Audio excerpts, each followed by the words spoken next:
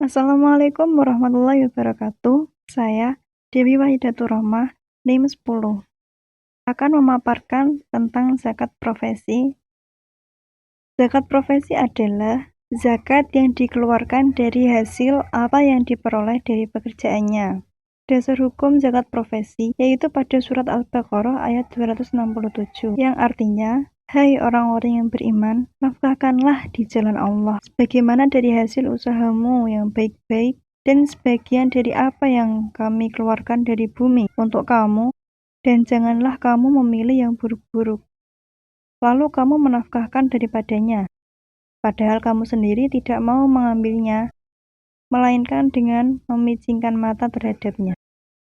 Dan ketahuilah bahwa Allah Maha Kaya lagi Maha Terpuji. Selanjutnya, fatwa tentang zakat penghasilan.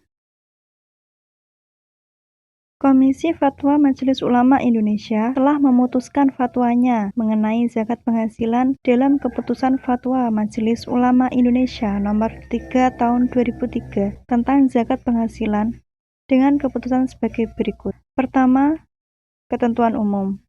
Dalam fatwa ini, yang dimaksud dengan penghasilan adalah setiap pendapatan seperti gaji, honorarium, upah, jasa, dan lain-lain yang diperoleh dengan cara halal, baik rutin seperti pejabat negara, pegawai, atau karyawan, maupun tidak rutin seperti dokter, pengacara, konsultan, dan sejenisnya, serta pendapatan yang diperoleh dari pekerjaan bebas lainnya. Yang kedua, hukum. Semua bentuk penghasilan halal wajib dikeluarkan zakatnya dengan syarat telah mencapai nisab dalam 1 tahun, yakni senilai 85 gram emas. Ketiga, waktu pengeluaran zakat. Zakat penghasilan dapat dikeluarkan pada saat menerima jika sudah cukup nisab.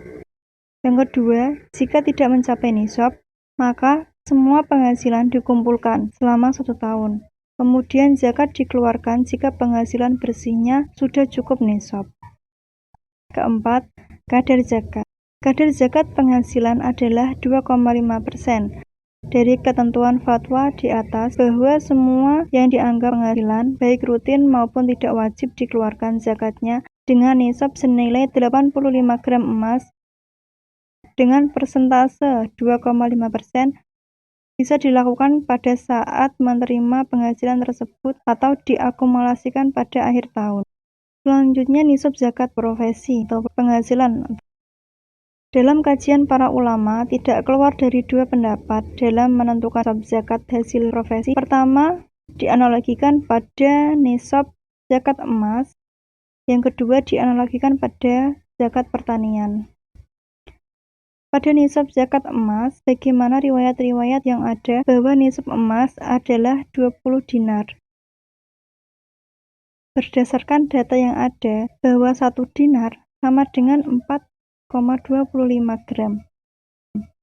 Maka nisab emas adalah 20 kali 4,25 gram sama dengan 85 gram. Yang kedua, bisa dianalogikan menggunakan beras dan gabah. Jika menggunakan beras sama dengan 520 kg.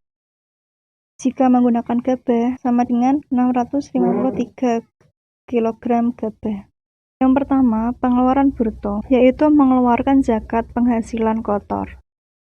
Artinya zakat penghasilan yang mencapai nisab 85 gram emas dalam jumlah setahun.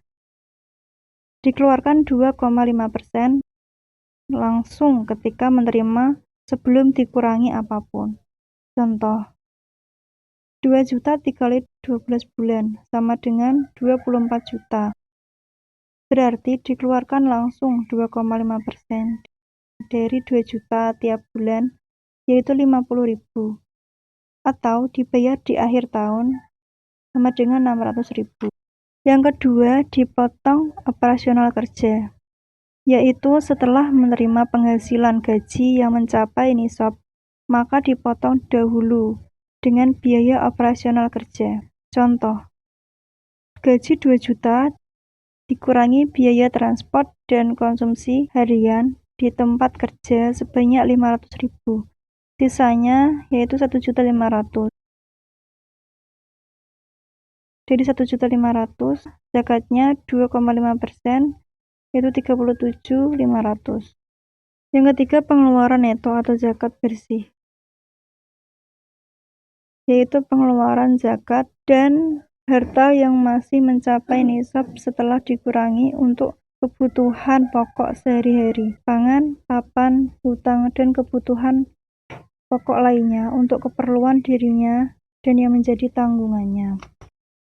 Namun pada masa sekarang, Indonesia sedang diserang oleh COVID-19,